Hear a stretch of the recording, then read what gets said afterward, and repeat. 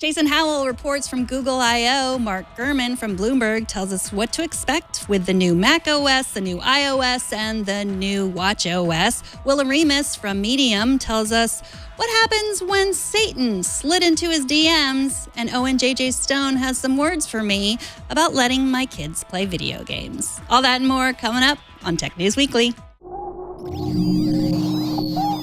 Netcasts you love. From people you trust. This is Twit.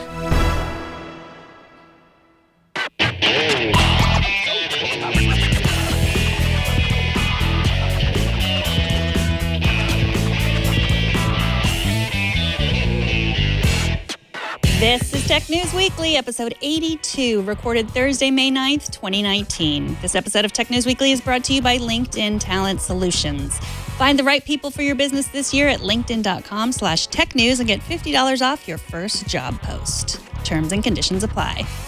And by Envoy. Envoy builds beautiful modern software to help businesses elevate the physical workplace experience. With Envoy visitors, you can greet guests with a welcoming, sleek iPad sign-in app while still protecting your people, property, and ideas. Start your free trial today at envoy.com/twit. And by FreshBooks, the #1 accounting software in the cloud for self-employed professionals and their teams. Try it free for 30 days at freshbooks.com/TNW. Hello. Welcome to Tech News Weekly, the show where every week we talk to the people making and breaking the tech news. I am Megan Morrone. I'm Jason Howell from Google I/O in Mountain View. How you doing, Megan? I am doing great. It's so great to have you. It's better when you're here, but... Yeah, I'm kind of there. I'm digitally there. It's weird to see me digitally over here, but they're represented in a TV set. It's kind of a mind bend. It really is, yeah. I would make you prove that you're you, but I'm going to just trust you on Here, this. I'll pinch myself. Yep, it's definitely me. That hurt. Good. So Google I/O is sort of wrapping up at this point, right? Yeah, absolutely. Things are winding down. Definitely a lot emptier here in the press room. It's like a third or press area. Obviously, it's outdoors, but this place was jam-packed a couple of days ago. Usually that very first day, tons of excitement. All the keynotes are happening. In this case, the hardware announcements happening. So a lot of buzz and excitement then. It's really tapered off now. And at the end of today, it's all done, completely done. And so everybody's been posting their highlights, but I want to know what yours were. Like, what was the biggest? Let's start with the biggest highlight for you. Well, I think it's hard to talk about Google I/O without kind of starting with the hardware announcement, specifically because Google hasn't really done a whole lot of hardware announcements at Google I/O in recent years. They really tapered off from that. But we knew this was coming. The Pixel 3a, which I have the 3a XL right here. I've been using it since they kind of gave it to the press to review a couple of days ago. So it's been my driver, throughout Google I/O. The 3a XL, they made a really good case for this, right? Like, it's a $400 device. If you had to classify it, it would kind of fall into that mid-range tier. But many people here seem to be saying, like, why do you get the full-priced 3 now when the 3a is half the cost and still has the things that you really want out of a Pixel? That camera, first and foremost, the camera is the same rear-facing camera as on the 3 and the 3 XL. And so everybody knows the Pixel brand for its strength in cameras. And knowing that you can get that for $400 just in the mid-range tier, there's a lot of devices that are nice, but the camera always seems to be the trade-off. And here, it's kind of the opposite. It's like the camera is the biggest strength. And if that's really important to you, this is a great option. So is there anything you have the Pixel 3, is there anything in the Pixel 3 that is not in the 3a? So not in the 3a. Well, so what are the trade-offs? The 3a has a lower powered processor. It's kind of a mid-range Snapdragon processor. It's a new one. And in my playing with it, I've seen very little in the ways of slowdown and stuff. You're probably not going to do any hardcore gaming on this or whatever. But as far as, camera performance, navigating Chrome, throughout the OS in general. Things are pretty slick. It has a plastic design, which I feel like is hardly a drawback. It might even make it more susceptible to, surviving a drop. But they did a really good job of making it feel close to the original glass design. It has an OLED display that I would say is not as bright in the outdoors. It really reminds me of the Nexus 5 display. So it's solid enough. It's 1080p. Those are kind of the trade-offs, and if you're willing to deal with those those changes in order to get that really strong camera performance and Google's commitment to updating it, which goes a long way, I think this is a really good device, and it makes me question why I would recommend anyone buy the 3 right now. And so when do we think the 4 will come out? Well,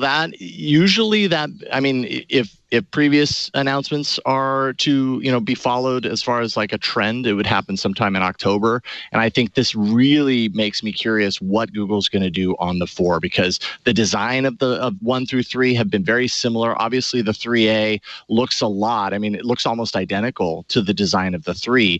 I feel like Google has to come out of the gate with the 4 and do something really different. And, they've really stuck to the single camera design on the back because they say, well, we've got AI and software that can bring all these features without more hardware.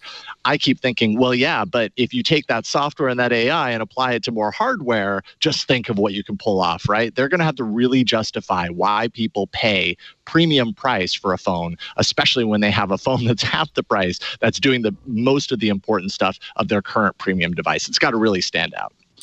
So you did a first look on Hot, Hands on Tech, our show, and Leo did an unboxing. Is there anything else we need to talk about with the Pixel before we move on to Assistant?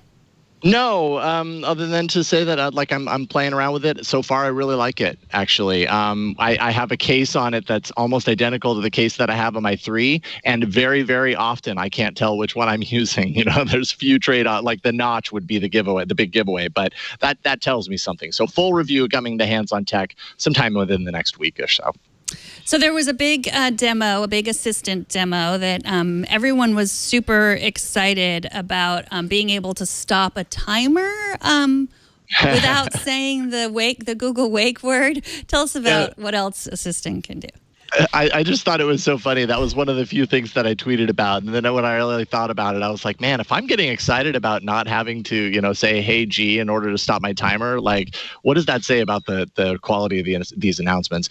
That might be, putting it a little bit too rough on Google. Assistant, I think what really surprised me and interests me about Assistant, because Assistant is a drumbeat that Google always, is pounding every year at Google I/O.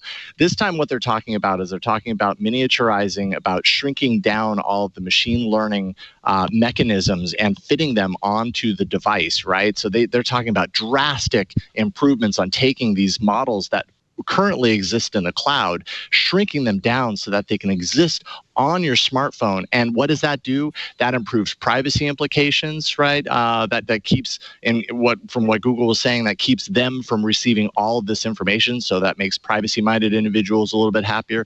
It also makes things really, really fast. And they had a really impressive performance demonstration on stage where a woman was like rattling off command after command after command into her phone, and it was doing all sorts of stuff, full control of the device, which actually kind of reminded me of what Samsung's Bixby does. But of course, this will get used a lot more than Bixby does. Composing an email, setting timers, navigating between apps, doing all this stuff in real time. And there was little to no pause between any of it. Really impressive, and I'm really looking forward to that coming to mobile, because that's going to be the next step in how we talk to our devices. That normal speed bump of, okay, now I got to wait for it to process my language, send it to the cloud. Oh, it got it right, or it got it wrong. Hopefully this helps that. So their idea is, you would have to give them a lot of information in order for, they'd have to know a lot about you in order to be your real personal assistant. But their big argument was, but we're not going to share this with other people as we have in the past. I think what Google's messaging around this is interesting, right? Because on one hand, they're saying, and they said it at the very top of the keynote, our big focus this year is about privacy and security. But then they come out and they say, show off these assistant features, and they say out of the other side of their mouth, yeah, but this is only really going to be useful if you're giving us all your data. And I think what they're saying in all of this is, you've already given us 20 years of search data, or however long Google's been around collecting all of this data, right? And check out all the cool things we can do with it. Is that important to you? Is that worth the trade-off for you? Great. If not, here's some controls to be able to kind of clamp down on that. I don't know if they've gone far enough with that, but that's kind of their messaging. And so I don't know. Supposedly that's supposed to make people on both sides of the camp happy, and maybe it just leaves both sides of the camp feeling unsatisfied with the answer. Yeah. So live captions, I've heard about that. Is that part of Assistant, or is that something totally different? This is something that's totally different, and I'm really curious to play around with this. It's not on the Android Q Beta 3 yet, which I do have on my 3XL right now, and I've been playing around with that. But live caption, I think this is really important, right? Accessibility has long been one of the iPhone's big strengths. Anyone who has reason for accessibility features would say that the iPhone has the better platform for this. I don't think that this changes that fact, but I do think that this gives Android a really quality gem of a feature that people with accessibility necessities are going to be asking for out of the iPhone in the future. Because what this does, it runs in the system. You actually pull it up through your when you change the volume, you get this like volume control pop up on your phone. It adds a little extra option there to turn live caption on, and then any audio that's feeding through from videos, it could be recorded on your device, it could be a live video stream from your video camera app, it could be videos on YouTube, Vimeo, wherever it is. Instead of having to process these these captions ahead of time, it's doing it in real time. And again, this all goes back to bringing that machine learning onto the device itself, so it's not happening in the cloud. It's just a really impressive demonstration of where we're headed with machine learning and the miniaturization of all of these models so that they can fit on the device, which, by the way, we were talking earlier about the Pixel 4 and what it needs. I think this is a big part of it. They mentioned at one point that things, some of these advanced machine learning features aren't necessarily going to be available on every single device. It'll be available on, air quotes, the next Pixel. And that's why they're going to need something with a lot of onboard power in order to churn through some of this stuff. I don't know if that relates to live caption specifically, but it definitely relates to some of those advanced assistant features we were talking about before. So would it work in like a video call? Like if I wanted to call someone, like if I'm calling it FaceTime, the generic word, but whatever you guys do on Hangouts, I guess, or Who the heck Skype. knows what we do, to be honest. I'm even confused about that. Would it be that? So if I wanted to call someone who was hearing impaired, then I might be able to do a video call, and they could, and it would be live captioned? Absolutely. Isn't that cool? Like, Yeah. that is so amazing. Like, think of what that opens up. And it's not just for accessibility features. Like, how many times have I been caught in the wormhole of navigating through Twitter or Facebook or whatever, and a video player shows up and they've already got the transcriptions built in there so many times. Like, I don't even turn up the volume. I just read it because that's convenient about where I'm at right then. I think this is going to be a really big feature. So let's go back to privacy. They talked a little bit about how they're giving you back the control of privacy. Was there more that you wanted to talk about that? No, I mean, that's just a general focus and a general theme. They're putting they've added a privacy section into the main settings panel on Android, something that you had to really dig for before. And I think that's just emblematic of Google's kind of renewed kind of direction of saying, hey, you want access to these controls, here you go. They're also bringing a lot of new privacy features to the OS, things like controls over location sharing, whether you want it only running when the app is running, which is super helpful. Something called scoped storage, which is more developer-y, but you can think of it as like a file system sandbox on a per app basis. Background app controls, controls over ad targeting, even in the settings. Just a whole bunch of ways that Google's saying, we hear you want control over your data, here you go. But like I said, they're good changes. One could easily see them as being meant to imply Google is taking privacy seriously without the company actually really focusing on the bigger issues happening behind the scenes. And that's some of the criticism that we're hearing. And in terms of security, one thing they always talk about is getting updates faster. But they announced something new, Project Mainline. Yeah, this one's really exciting to me, and I don't know if it's exciting to everyone here, but this one really caught my attention. 2 years ago, they did something called Project Trouble, where they really did a lot of work on componentizing the operating system, and that was ultimately to make updates to the operating system easier for OEMs to roll out. But of course, 2 years later, it's had mixed results as far as what that's done. But that started a trend of piecing out parts of Android so that things can be updated where other things are left untouched. And that's what Project Mainline is all about. It pushes the idea further.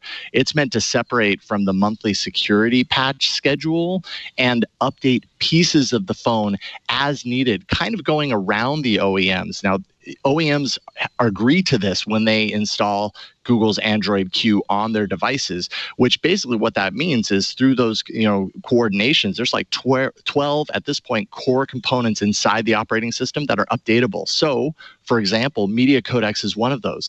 If this was in place when stage fright happened, Google could have applied an update to all of its supported phones that have this feature, and it would have minimized the time it took to patch, because as we know, that was kind of a cluster F. So this would have been a great way around that. And that's just one example. But I'm super hopeful about what this means for the OS going forward, because I think this is critical. This is a critical issue that Google needs to address.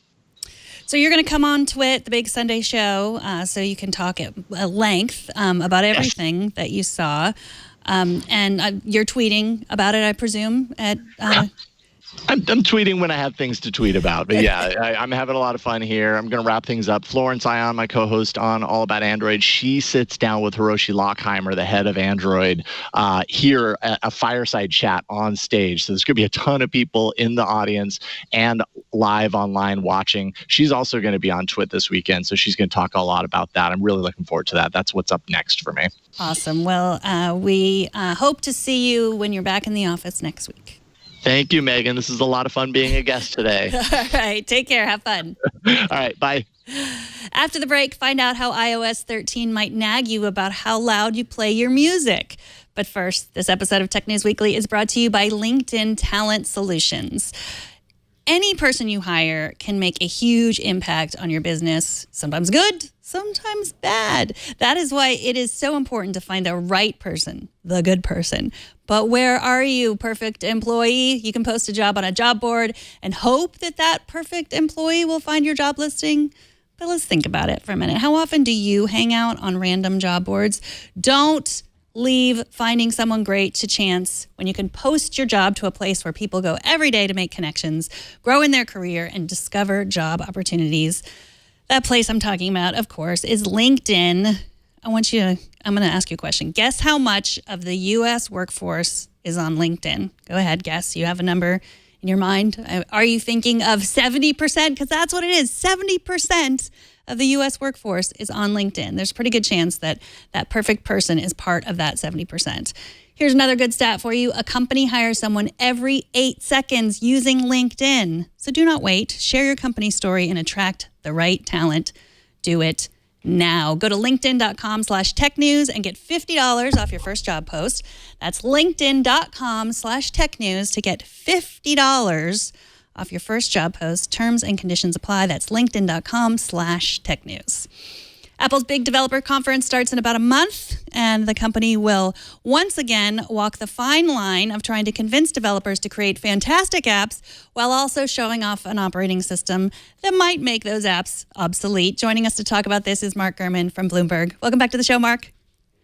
Thanks for having me. I appreciate it. So you wrote a great piece on Bloomberg about iOS 13. What apps do you expect to be Sherlocked this year? Which apps do I expect to be Sherlock? Well, there's going to be a big upgrade to the health tracking capabilities. There's going to be a new sleep mode. There's going to be a downloads manager in Safari. So anything that touches upon those are going to perhaps be in trouble. The biggest app overhaul is going to be to the Reminders application. So any of those high-end to-do list apps, unless they're super high-end and have some very unique functionality, they could too be in trouble. And of course, this is nothing new. Apple is always coming out with new features while also asking developers to write better apps. Yeah, it's so hard because I use reminders pretty regularly, and it doesn't really do anything special at all. There are so many other apps that are so much better, but it's just built in. It's just right there. And so, I mean, I hope for my sake that it's upgraded, but for all those people who've been creating amazing reminder-like apps, I do feel bad about them. So I want to talk about the health app, because you wrote that there's going to be some certain features in there, including something that's going to tell me if my music is too loud. Yeah, so that's one new section there's going to be in the health application is called Hearing Health. So it will be able to tell you if you're playing music too loud on your headphones. It'll allow you to track how loud the music is, but you'll also be able to understand and engage how loud your external environment is. So a focus there. And throughout the system, there's also going to be a bigger push both on accessibility. So there's going to be a new accessibility settings menu at the top level of the settings app. But there's also going to be enhanced integration for those who use hearing aids. So hearing aids that can integrate with iOS. And that's going to expand to the new update to the Apple Watch as well. And that's great. I mean, hearing health is so important. It does. I'm sure that they're going to talk about privacy. They're not actually listening to what people are saying around me. It's just the noise levels, right? Yeah, that's absolutely right. It's a noise level thing. It doesn't have to do with some of these other controversies that we've been hearing about in terms of actually knowing what people are talking about around you. So that's not a part of it, no. Right. So what about the newest version of Mac OS? What do we expect to see there? So the big news there, as we've been writing about for a while, is that iPad apps, third-party iPad apps, are now going to be able to run on the Mac. And so what developers are going to do if they have an iPad application is that they can tweak it using a new software development kit they're going to announce at WWDC to also run on the Mac. So you'll be able to submit both an iPad version of an iPad app and a Mac version of an iPad app. And they have sort of a long roadmap ahead of how they're going to integrate iPhone apps, iPad apps, and Mac apps into one single download. It's so funny. This morning I was using my iPad with a keyboard and my Mac, and almost in the same 5 minutes, I was tapping my Mac screen to try to get it to do something, and then using my iPad which doesn't have a trackpad, and just like you do that thumb thing where your thumb reaches down for the trackpad. So I just foresee, like, with more app crossover, there's just going to be more. I just want one device, but that's not going to happen, is it? No, eventually I think they're going to have to do something, but it just doesn't sound like they're going to. So it's an odd choice, in my opinion. But if they get rid of the Mac, that's going to be a big sales engine lost. So I don't know. I think at the end of the day, they'll have to do something, but I don't think it's anything in the near term. And what about Mac Pros? What do we expect to see in hardware? So the Mac Pro is something that I'm sure a lot of your audience, a lot of developers are very excited about. This is going to be a several $1,000 computer. We'll be able to expand the components, interchange components. It'll be somewhat similar to the cheese grater Mac Pro that they released, 15 years ago now. It won't look like that, won't be as big, but it'll be very modular. You'll be able to replace components in and out. Developers and professional users, video editors, photos, those people are going to want this machine. That's what it's for them. There's also a new display in the works. It's a 6K monitor. It's going to be very, very expensive, but it's going to look also very good. So that will also be on the docket for WWDC. And what about the Apple Watch? What improvements will we see in that software? Yeah, I think the Apple Watch might be getting a really big update this year. They're trying to make it more independent. So what they're going to do is they're going to bring along some of the apps on the iPhone that are currently on the phone, but not on the watch. So a few of those will be the Apple Books app. Won't be able to read on the very small Apple Watch screen, but it'll be for audiobooks. There's also going to be a calculator application for calculations on the go. If you're the type of person who wants to use a calculator watch like they did in the 1980s and 1990s, there's going to be a slew of new watch faces and complications to be able to get rain data on your watch face. There's going to be a few other ways to see the time, but the big addition is going to be voice memos as well as the App Store.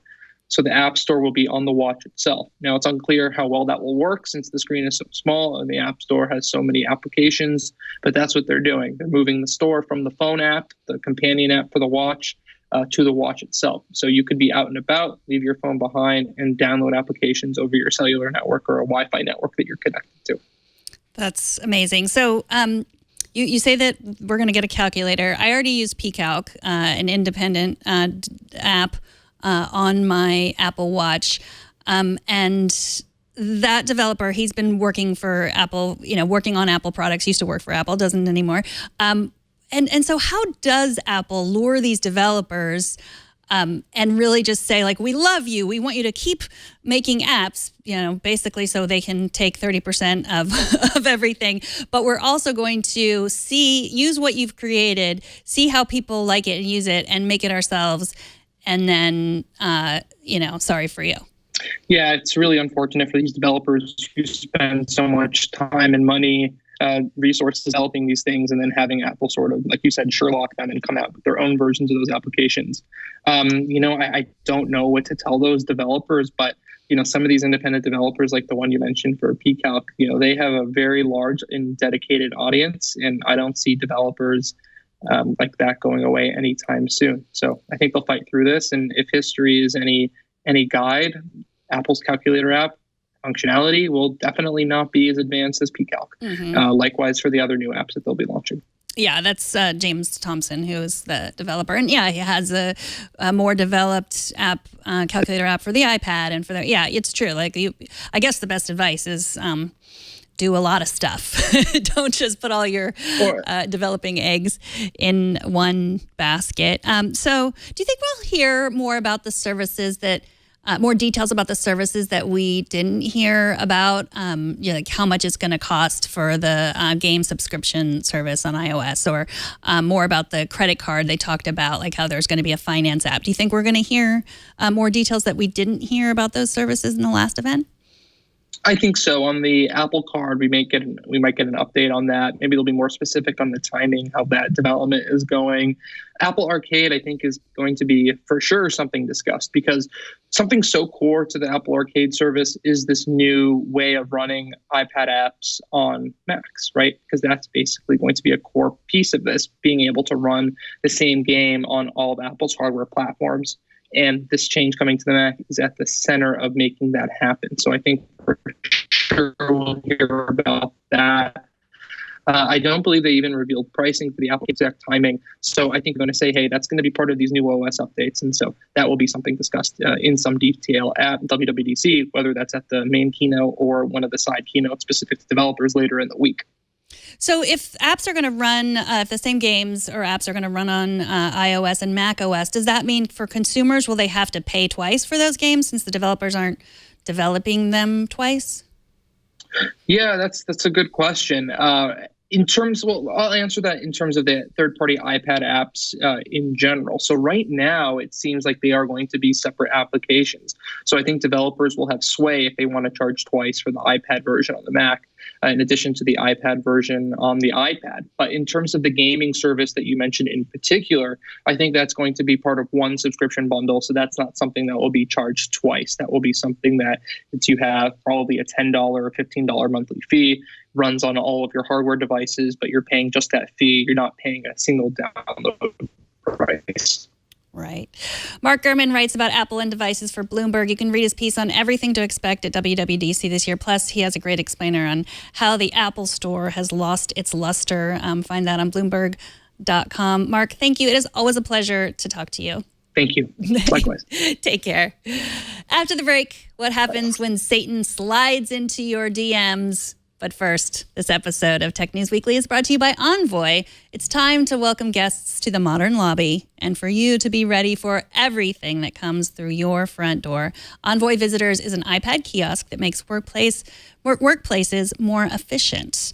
How does Envoy Visitors work? Let me tell you. When visitors arrive, they sign in on an iPad kiosk. They enter their details and then sign all the legal documents you have for them, like NDAs and so forth. They sign it right on the iPad. Envoy then notifies their host, and then Envoy will automatically alert your employee when a guest arrives. That saves you time and hassle. Your employee knows who's coming and when, making awkward meetings a thing of the past. Awkward meetings in the office anyway. I can't help you on what you do in your own time. That you can be awkward all you want. I can't help you there. But Envoy Visitors can help you in the office, boost your office efficiency with smart security that doesn't intimidate. There's no more paper login book that doesn't provide any real value. No more paper, no more tree killing. You sign in unlimited visitors, print customized badges, Send alerts when VIPs arrive. It even notifies administrators about unattended guests. You can integrate with your existing security systems. So it has Wi-Fi access, ID checks, emergency notifications, giving you advanced security. Finally, you'll have data on the visitors in your office so you know who's coming, when they're on site, who they're meeting with, and even why. Envoy Visitors works with tools you already use, such as Slack, G Suite, Box, and Salesforce, Chatter, just to name a few. They're designed to help companies of all types, including those in highly regulated industries. They'll help you meet security and compliance requirements. Join companies like Nike, Pinterest, and Spotify that have worked with Envoy to welcome over 30 million visitors. Protect your people, property, and ideas the welcoming way with Envoy. See why 10,000 workplaces worldwide choose Envoy to make a great first impression. Go to envoy.com/twit and start your free trial today. That's envoy.com/twit. Tech reporter Will Oremus was minding his own business one day when Satan slid into his DMs and asked for help. Will is here to tell that story. Welcome to the show, Will. Hey, thanks for having me, Megan. So tell us how you met Satan on Twitter. So I woke up one morning and checked my notifications on my phone, and it said, "You've received a direct message on Twitter from Satan." I thought, that's a little weirder than the notifications I wake up to most mornings, but not that much weirder. I figured it was spam or something. Turns out it was a real person. It's the Satan parody account on Twitter. He has close to 1 million followers, and he was having some trouble with his Twitter account. He wanted to know if I could help him in any way. So his problem was that he was losing followers. So Satan wanted your help to get more followers, essentially. And you said... When you put it that way. Yeah. So at first you were kind of like, that's not what I do. I'm a tech reporter. I report on people's problems. I don't fix them. But then you decided to help anyway. Yeah, I mean, I actually got intrigued by what was going on because it seemed like he was being affected by something I wrote about a year ago. And it's one of Twitter's more misunderstood safety and security features. This is a feature where they use automated software to hide certain accounts in the replies to a tweet and also to hide them in search results. So basically your account is getting downgraded. It's not being shown in public views. You can still tweet. All your followers can still see your tweets, but you're just not going to really earn any new followers that way. You're not going to be able to contribute to the public conversation. The thinking behind this is a way that Twitter can kind of keep trolls out of sight without having to actually manually go in and catch them breaking some rule explicitly. It can just look at accounts where their behavior or other people's interactions with them suggest that they are spammy or that they are off topic or rude or vulgar or whatever. And then, without having to have any human review it, their software can just make those accounts less visible to everybody. And it looked like that's what was happening to Satan. And I was curious to figure out why. So from what I understand from your piece, Satan was getting a lot of followers from his relationship with Donald Trump, correct? Like he would respond to Trump's tweets, as many people do, and then people would see that and think it was hilarious and then follow him. And maybe that's where people were no longer seeing his tweets? That's one place they were no longer seeing his tweets. So yeah, in the past he had done several replies to Donald Trump tweets that ended up being one of the top replies, which means that they get seen by millions of people. I wouldn't be surprised if a lot of fans of Donald Trump, particularly Christian fans of Donald Trump, reported that or otherwise flagged his tweets, and maybe that was part of what happened here. But also, if you searched for Satan on Twitter, if you typed Satan into the search bar, his account wouldn't come up anymore. It used to be the top one, and it wasn't coming up anymore. So again, his followers could still see his stuff, but he was unable to keep growing his Satan brand. And so Twitter made this change. Maybe if you were a tech reporter like you knew that they were making this change, but no one who was affected by this change was notified at all. Unlike in the past when sometimes, there's other ways in which you'll get alerts saying like you've been, put in timeout on Twitter for whatever reason. But for this, people had no idea, right? That's right. So if you get suspended by Twitter, they will let you know. And they now at least will tell you what you did wrong or what rule you're presumed to have violated.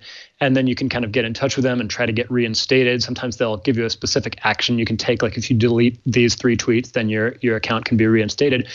But yeah, that's not what they're doing here. They're doing something that is more on a mass scale. It's entirely automated, and they're kind of trying to thread a needle here, right? They want to be able to affect accounts or downgrade accounts that they suspect people don't like seeing without having to go through the full enforcement process. And they decided at the beginning that they weren't going to tell people when this happened to their accounts. The people didn't necessarily have a right to know because, again, they were still tweeting. They just weren't as visible anymore. Twitter considers that part of its algorithm that shows people the most interesting tweets, the most relevant tweets, rather than considering it like an enforcement action or an action that deprives someone of the right to speak on Twitter. Just makes them less likely to be heard. Now, that has lent itself to misinterpretation, as I sort of predicted when they rolled this out. Conservatives, early on, some conservative leaders and even some Republicans in Congress found that they were getting caught up by this feature and that their tweets were not showing up, or actually it was that they weren't showing up in search results anymore. Twitter said that was a mistake and a bug, and they fixed it, but not before conservatives had decided that this was a shadow ban and that it was biased against conservatives. And since then, there have been congressional hearings. Apparently, it was a topic when Donald Trump met with Jack Dorsey. So they've made a lot of enemies with this feature that's come to be known as a shadow ban, even though it isn't quite technically a shadow ban as we've previously known it. I mean, and you can understand, well, if there's true trolls that are doing something, we wouldn't, Twitter would not benefit by saying, like, you're doing this very specific thing and that's why we're stopping you, because they might find a way around of it, I guess, or they might just stop being trolls, although they probably wouldn't. But it's the idea that you don't know, and for a person like Satan, who is making his living, trying to make a living off Twitter, would link to a store where he was sold merch, and then just for this to disappear and to have no reason to no understanding why. I mean, it can drive up these kinds of. You can see why algorithms drive people crazy.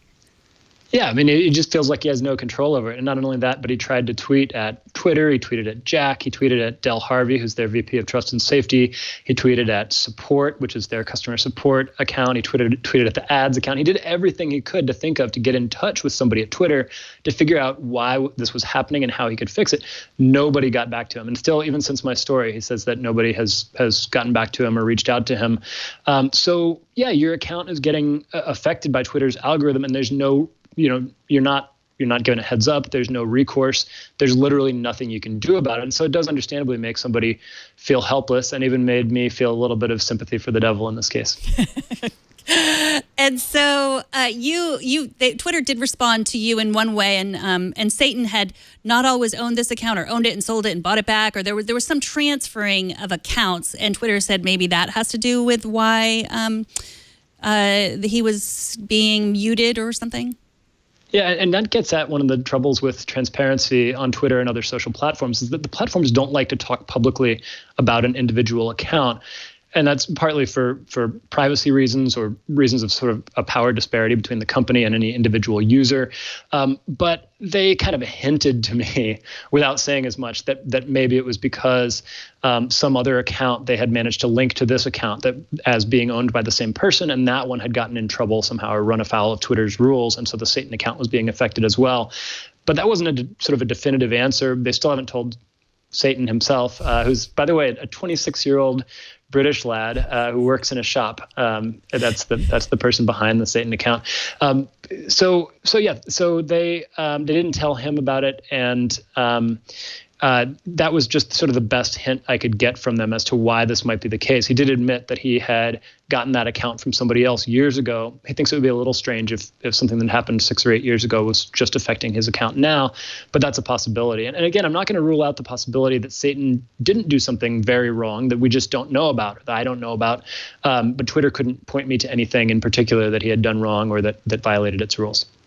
And so at the heart of this story is this kind of idea, when you're talking about conservatives saying there's the shadow bans and this idea of free speech that we hear all the time. But one thing that you talk about in your article is free speech versus free reach.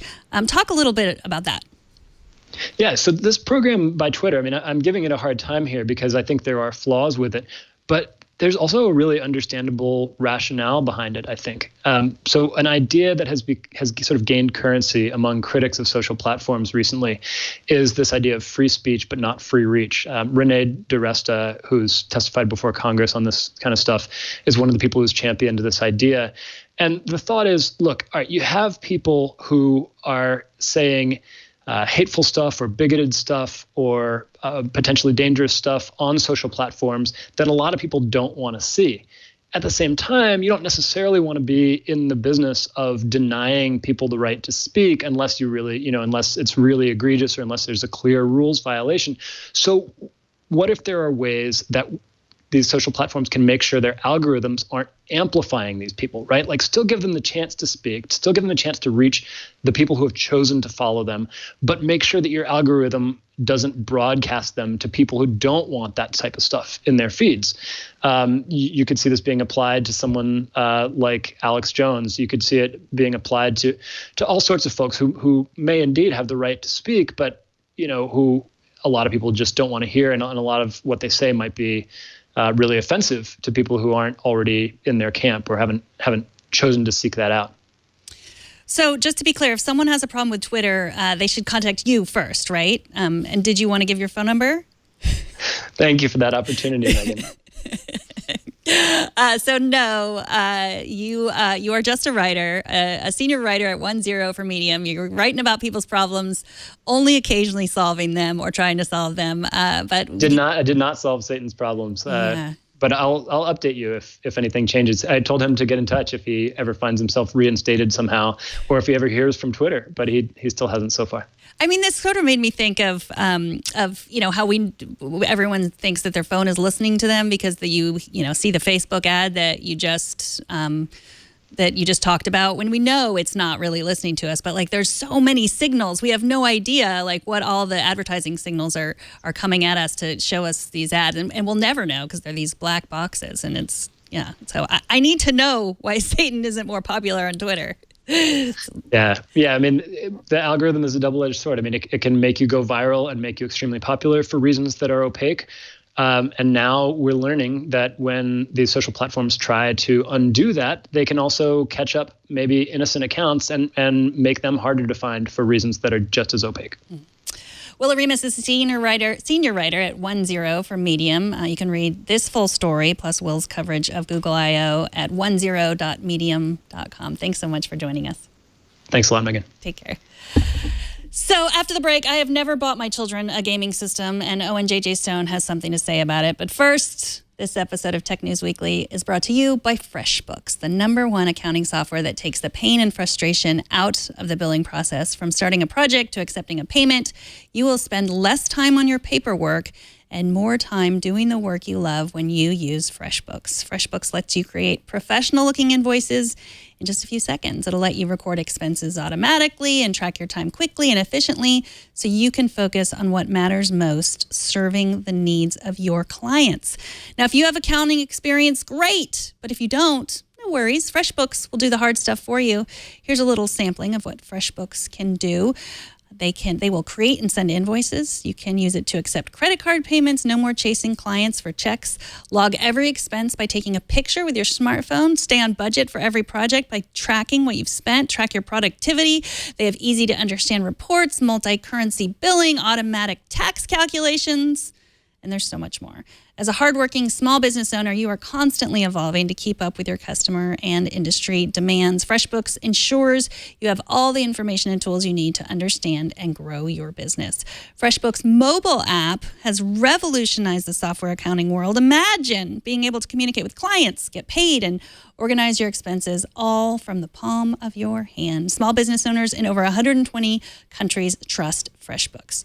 Join over 24 million people who have used FreshBooks. Visit freshbooks.com/TNW and enter Tech News Weekly in the How Did You Hear About Us section to receive 30 days free. That's freshbooks.com/TNW and enter Tech News Weekly and you get 30 days free. And we thank FreshBooks for their support. So last week, Scott Stein from CNET gave us his review of the upcoming Oculus Quest mobile VR system. And this week, my 14-year-old twins decided that they absolutely, positively needed this VR system. Between the two of them, they have saved around $400, which is what the headset will cost. It does not require a gaming PC, which they do not have, but it will require an additional purchase of games, which they didn't really understand since I have never bought them a gaming system. That is right. That's correct. You heard me correctly. Aside from friends' houses, they've never had their very own gaming console. All the games they've played have been on iPads and iPhones. They know they love VR because they've played it here with all of Leo's VR system. But part of why I give them allowance is so that they can learn to save and choose how to spend their own money. But I wasn't sure that the Oculus Quest was worth $400 for two teenagers who've never had a gaming system. So I tweeted this, and you guys gave me some good advice. But I also got this video from friend of the show, Owen JJ Stone, about the fact that I had not bought them a gaming system. And here's that video.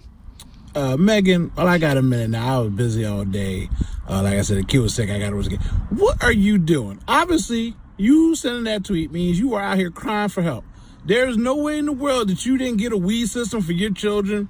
You ain't never beat your kids down in Mario Kart. You never family Wii bowl with the kids. As an evangelist for technology and someone who loves technology, you out here giving out iPads as gaming systems? Okay, this is wrong. You are a neglectful parent. I love you.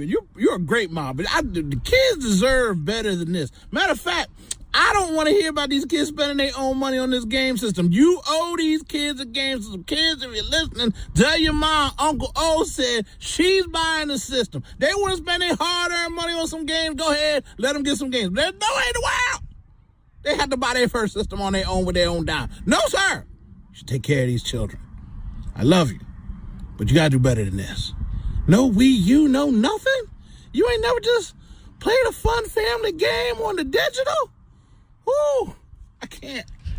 Oh, I'm sorry, kids. I know she loves you, but you gotta do better than this. Fix it! So yes, I'm all out here giving out iPads as gaming systems. That is what I'm doing. So a few of you in the chat room have made some comments. If they've saved $400 from their allowance, that they get paid too much. They get paid, I think it's like $5 a week. They don't get paid. We don't call it paid. It's just allowance. And they just never spend money. And they've been saving it for a long time.